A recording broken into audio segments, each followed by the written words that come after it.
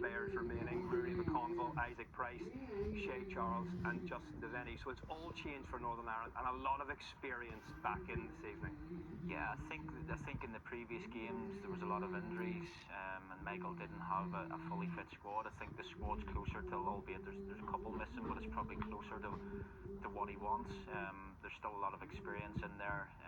There's the thing that when I look at that squad now and that team tonight, every player's playing at their club, which is a huge benefit to Michael. I know McConville's maybe only played a handful of games since he's moved to Norwich, but most of the players have played more than 30 games this season, which is a huge benefit to Michael. And this is a great test for them tonight against a Denmark team who probably haven't had the results they've wanted in recent games, but this is a strong test, and it's a fantastic opportunity for the boys now to go and show what they're all about. Paddy McNair was a late withdrawal with injury. He was the only survivor from the Euro 2016. If you put him in that starting lineup, is that as strong as it gets for Michael O'Neill? I think so. Obviously, you've got the likes of Savas has dropped to the bench and sort of for tonight's game, but I think Michael, listen, he's always looking to try and improve his team and his squad. He's always looking for the next gem, the next star. So I think with these games being friendlies, he's got time to sort of see boys who haven't played at this level before. He got opportunities to see them on the grass in training. He takes training as much as important as the match stage. Me and Stu can tell you he's not one to shy away if you're not at it. So tonight will be massively important, and it's a massive opportunity for the boys that haven't played at this level before or play under Michael. He doesn't forget if you give him your everything, and he will always back you and trust and believe in you if you perform for him. So it's a massive night for the boys coming. Joyce has been very modest, because when you talk about the strongest squad, he's looking one of us to say that it's missing it strong, but it should be the strongest of our men, but it's not. It's probably one of the weakest because of that. Let's hear from the Northern Ireland manager. Michael O'Neill is talking to Gavin Andrews. Michael, a number of changes from the last outing against Sweden. How do you feel about the balance of your selection tonight?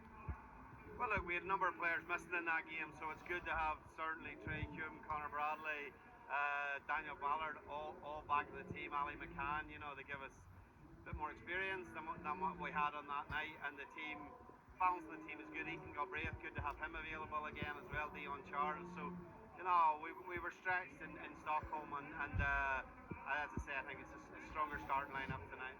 What style of game do you expect to see? We're playing a top team here, so we'll have to be very good without the ball, away from home in this type of environment, in this type of arena. Brilliant pitch, but we'll have to carry a threat in the game ourselves, So, this is a great opportunity for these players to express themselves, show what they're capable of. We have a lot of good young players in our squad, but every time we put them in this type of arena, we want to see them have that belief that they can handle this type of game, and it's a big opportunity for us tonight. It's a cauldron for them. It'll be something they can really draw on come qualifying time.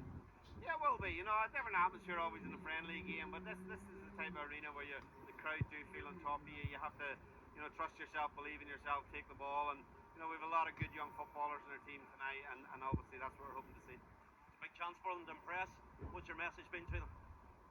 Exactly what I've just said, to be honest. In terms of, take this as an opportunity. The lads who are coming in and playing maybe their club football at not at the top level of English football at this minute in time, can show themselves up against a number of players who are playing at the top level of English football, and so it's a great shot window for them as well, and that's the way they have to approach it. Enjoy the night. Thank you, Michael. Well, how much of a boost for this Northern Ireland squad is it to have so many winners returning into the panel? Conor Bradley won the Premier League, obviously, with Liverpool. Trey Hume and Dan Ballard promoted into the Premier League. Justin Devaney won the FA Cup.